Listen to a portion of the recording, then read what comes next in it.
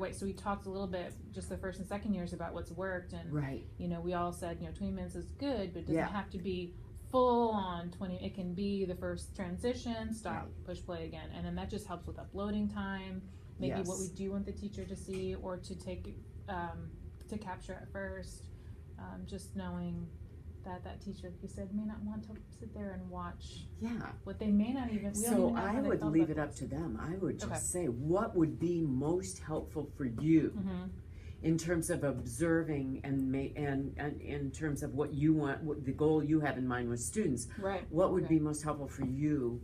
It's no different than if you were going in to do an observation. What would be most helpful for the teacher to see? And really, I mean, working all day, you can't go home and watch yourself all over again. Yeah.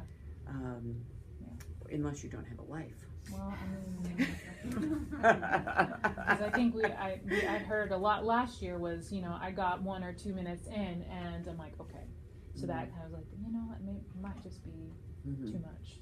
Yeah. So I've been doing smaller I always bits. think 20 minutes is really a good amount. I mean, because that's a solid amount. But I would also say you can get a lot out of 3 minutes.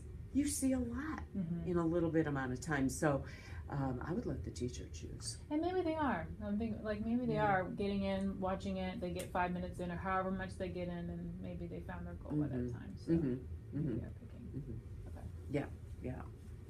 Yeah. So you said, whether I think it was in your email, that you had some thoughts. So I just want to start off with, as you reflected back and looked at those videos and thought about those conversations.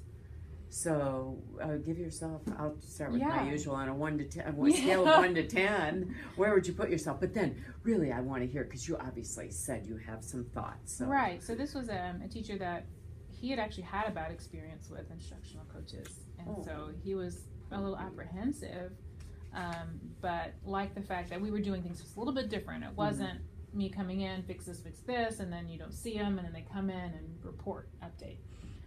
So really kind of, wanting to be a good ambassador. It's like, well, let's get this going. Let's find a goal that's going to work for you, and let's see some positive change. Right. So we were working on classroom expectations, clear classroom roles and expectations, following procedures. Had a lot of good structures up. And we wanted to increase, our initial goal was to increase student engagement by 100%.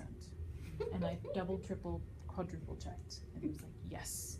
I heard that going, and I went, whoa. And then I think the video you saw was the conversation of, let's just revisit the goal. Are we still 100%? We were originally, I believe it was like 43% was our baseline data. We've gone up to 76%, the 2 times that I had captured. We're making great strides, but I could tell he still wasn't comfortable. He still felt like he hadn't reached his mark. So in the second video, I think he was like 80%, and was kind of asking, like, is that okay? I think that's good. I think that's great. So we had started there on that process, using strategies to really fine-tune what clear expectations look like.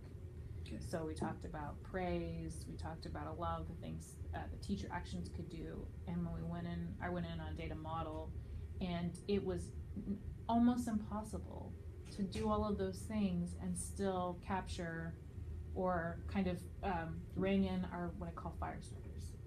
I heard you use that term. Yeah. Chaos. So it's like, let's look at this differently. Is there, maybe we just need to focus on our sweet babies that really need all of our attention, and just practice being clear and fine-tuned that strategy of giving consistent consequences.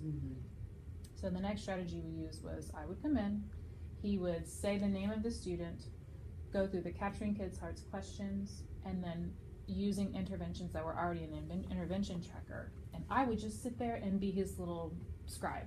I would type it into the intervention tracker, because when we would talk, and I would say, well, show me what's, where's our data and documentation, because he was really upset he wasn't getting administrative support.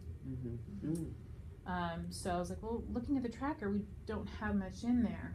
So he said everything he would send would get pushed back. It's like, well, maybe it needs to be a better alignment with admin. So we were working on clearing up our consequences so the student knows he's calling my name.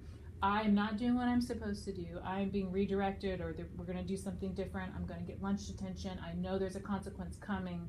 Can I make it better?